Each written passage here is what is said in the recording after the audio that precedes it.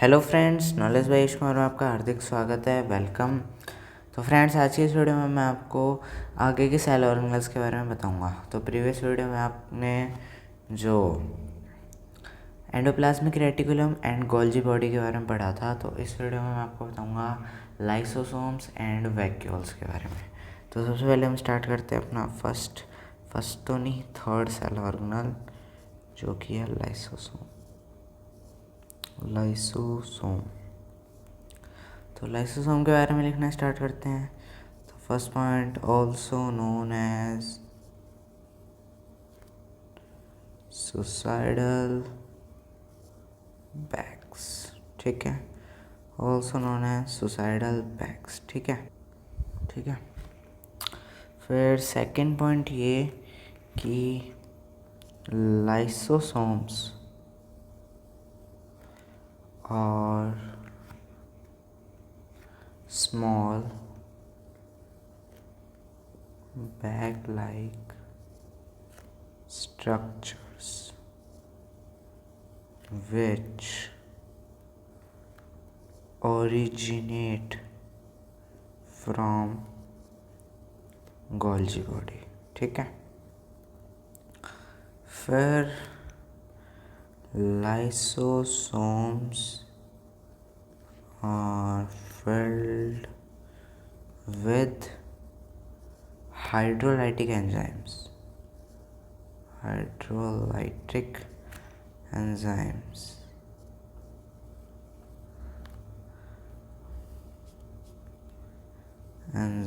ठीक है। इसके अलावा therefore they help in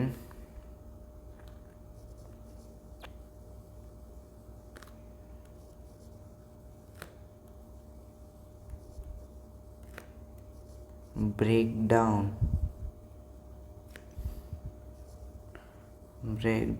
of food substances। ठीक है। तो ये काम किसका होता है? लाइसोसोम का। एक तरह से लाइसोसोम डाइजेशन का वर्क करते हैं। इसके बाद में next point, lysosomes are have 50 types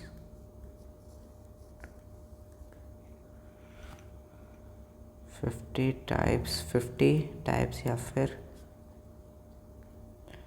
50 various types of hydrolytic enzymes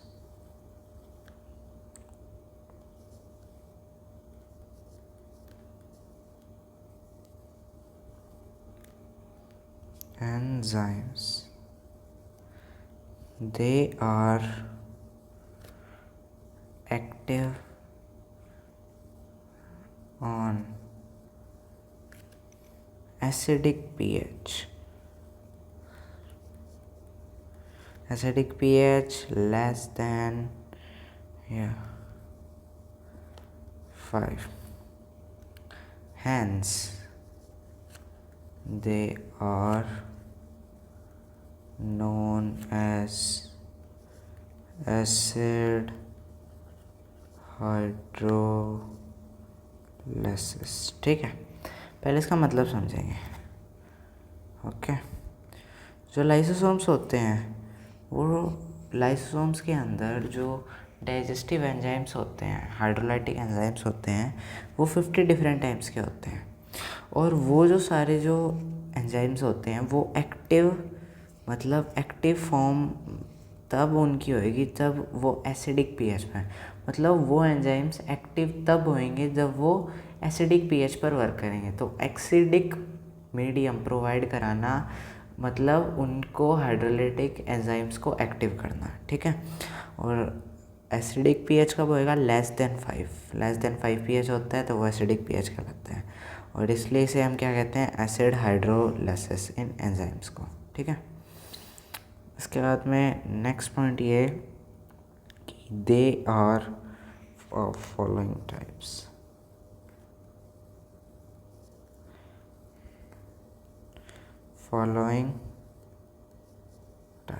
ठीक है। ओके फ्रेंड्स, तो जो लाइसोसोम्स होते हैं वो डिफरेंट टाइप्स के होते हैं। तो उसके बेसिस पर ये एक डायग्राम बनाया गया है।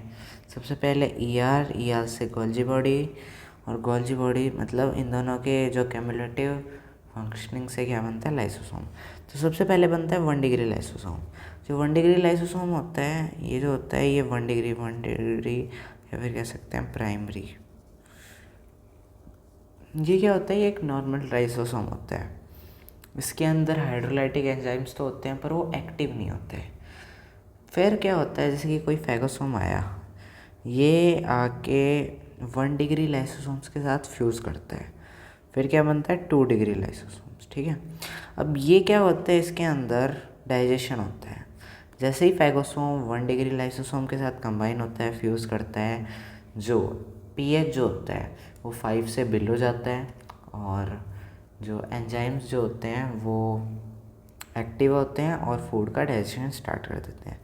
फिर फूड का डाइजेशन कंप्लीट हो जाता है। फिर जो रिमेनिंग बॉडीज़ जो बचती है डाइजेशन के बाद, उसे कहते हैं रेसिडुअल बॉडी। उसका क्या कर दिया जाता है, एक्सोसाइटोसिस। एक्सोसाइटोसिस, ठीक है, रेसिडुअल बॉडी का एक्सोसाइटोसिस कर दिया जाता है।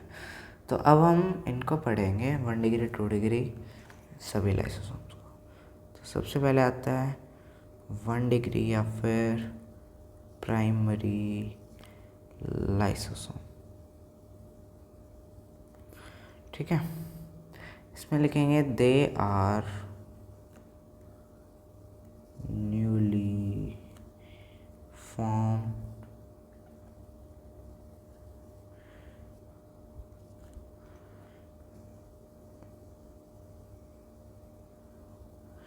they are newly formed lysosomes originate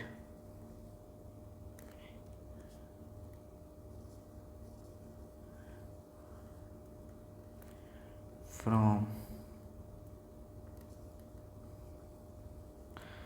Golgi body। ठीक है, they are newly formed lysosomes originate from Golgi body। Golgi body से ये originate होते हैं प्राइमरी लाइसोसोम। ठीक है, उसके बाद में देखेंगे proton pump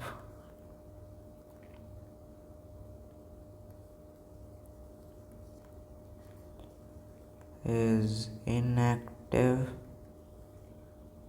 and the pH is higher than 5। ठीक है, इनके अंदर क्या होता है, जो प्रोटोन पंप जो होता है, प्रोटोन पंप क्या होता है, इनएक्टिव होता है, और पीएच हायर देन 5 होता है। हैंस एंजाइम्स आर इनएक्टिव, और इसमें एंजाइम्स क्या होते हैं, इनएक्टिव। ठीक है, उसके बाद में सेकंड ये जो था, ये फर्स्ट टाइप था, यहाँ पे लिख लेंगे जो फर्स्ट टाइप था किसका। सेकंड जो आता है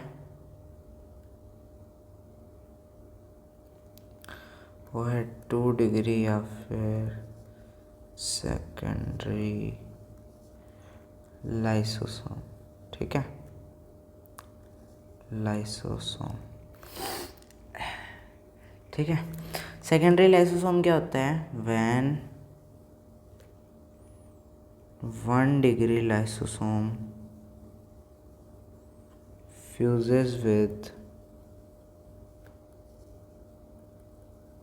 phagosome,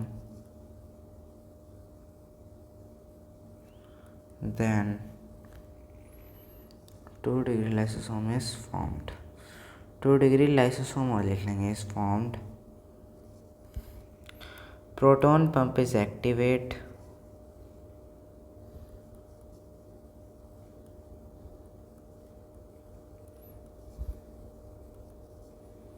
and pH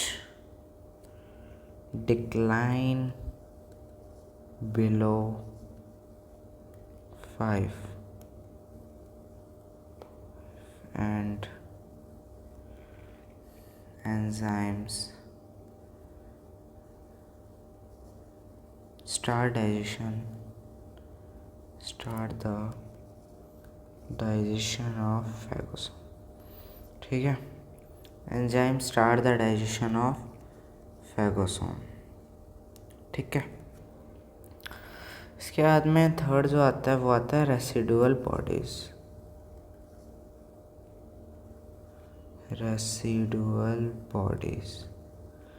residual bodies क्या होती है? Structures will remain after digestion is called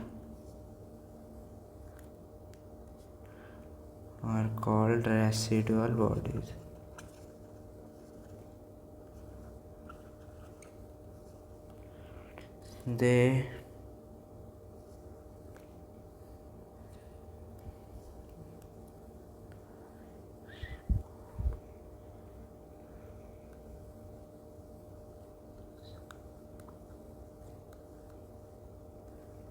They are removed from cell by exocytosis. ठीक है, तो आपको ये समझ में आ गए होंगे 2 degree lysosome, 1 degree lysosome and residual bodies.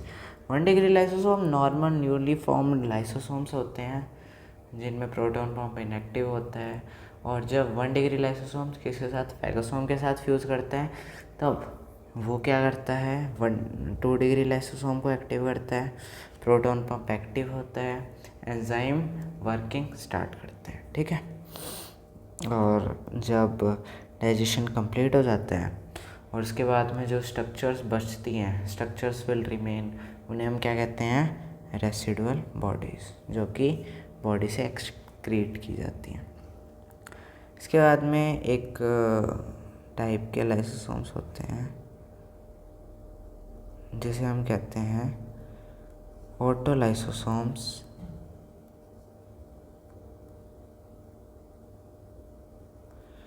या फिर एम्बिलाइसोसोम्स. ऑटोलाइसोसोम्स या फिर एम्बिलाइसोसोम्स ये क्या करते हैं, डाइजेस्ट द सेल ऑर्गेनल्स. ये सेल ऑर्गेनल्स को डाइजेस्ट करते हैं, है ना. विच डाइजेस्ट सेल ऑर्गेनल्स या फिर lysosome which digest cell organelles are called autolysosomes. इसके अलावा एक चीज़ और कि लाइसोसोम्स हेडिंग लगा के भी लिख सकते हैं कि lysosomes are polymorphic structures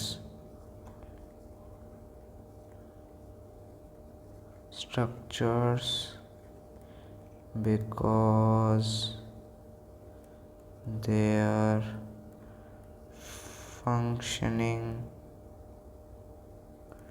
depends on their structure.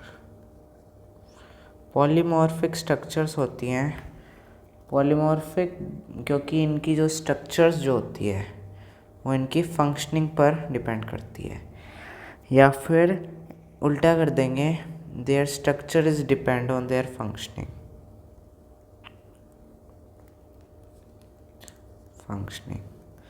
जो इनकी जो स्ट्रक्चर्स होती है वो इनकी फंक्शनिंग पर डिपेंड करती हैं. मान लो कि एक लार्ज फैगोसोम आया है तो उसके लिए लार्ज अपने स्ट्रक्चर को चेंज करने के लिए, मतलब अगर कोई स्मॉल फैगोसोम आया है तो उसके लिए स्मॉल हो जाएंगे. अपनी फंक्शनिंग के हिसाब से ये अपने स्ट्रक्चर को चेंज कर लेते हैं. ठीक है, उसके बाद में लाइसोसोम्स के फंक्शंस लिखेंगे. Functions of lysosomes.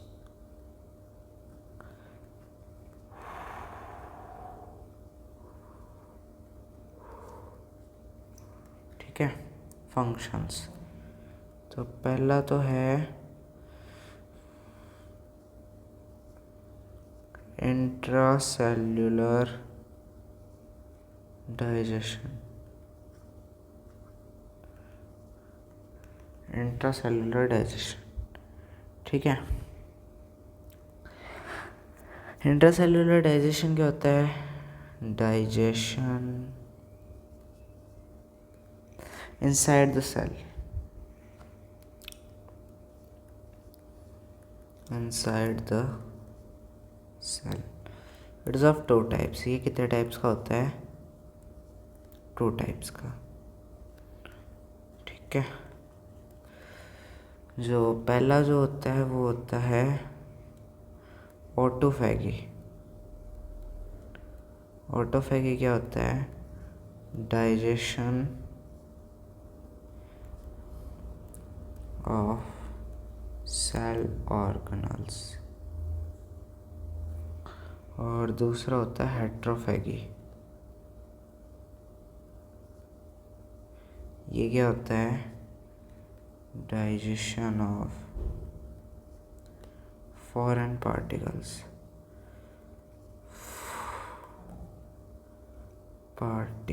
ठीक है। तो इसके आगे जो नेक्स्ट जो सेकंड जो पार्ट है वो है इंटरसेल्युलर डाइजेशन।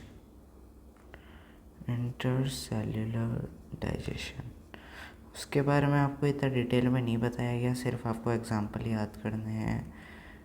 ऑस्टियोक्लास्ट एंड कॉन्ड्रियोक्लास्ट,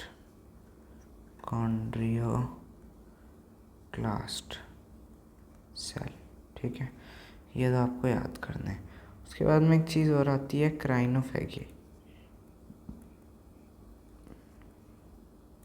इसके अलावा एक पॉइंट और आप लिख लेंगे कि lysosome play an important role in removal of cellular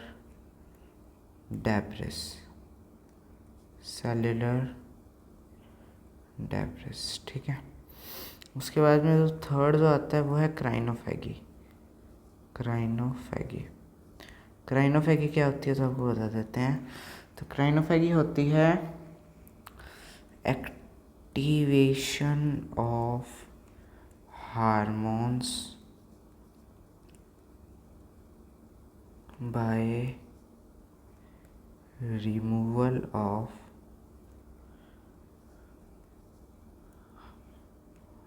unwanted extra parts, ठीक है। Activation of hormones by removal of unwanted extra parts, जैसे कि जो थायरोक्सिन हार्मोन है उसमें से T1 T2 T3 तो T1 और T2 कोई काम के नहीं होते हैं, तो इससे क्या होता है T3 + T4, ठीक है। अब ये जो है ये एक्टिव नहीं है, ये है इनएक्टिव थायरोक्सिन। एग्जाम्पल के तौर पे देख रहे हैं, यह है इनएक्टिव थायरोक्सिन। ये इनएक्टिव थायरोक्सिन है। T3 + 3 ये बन गया एक्टिव थायरोक्सिन, ठीक है। अब ये जो वर्क होता है ये किसकी हेल्प से होता है? ये होता है लाइसोसोम की हेल्प से, ठीक है। तो ये एक पार्ट और हो गया जो डाइजेशन करते हैं लाइसोसोम्स, डाइजेशन बाय लाइसोसोम्स, तो इसे हम कहते हैं क्राइनोफैगी, ठीक है। तो ये आपकी क्राइनोफैगी कंप्लीट हो गई। इसके साथ ही हम आज का पार्ट भी यहीं पे ख़त्म करते हैं। ज़्यादा लार्ज पार्ट हम नहीं बना सकते, ठीक है। थैंक्स फॉर, एक बार आप फिर से समझा देता हूँ कि क्या क्या पढ़ा है। आज आपने लाइसोसोम्स के बारे में पढ़ा है, ठीक है। लाइसोसोम्स के बारे में डिटेल स्टडी आपने कर ली और बाकी हम नेक्स्ट पार्ट बनाएंगे। Thanks for watching.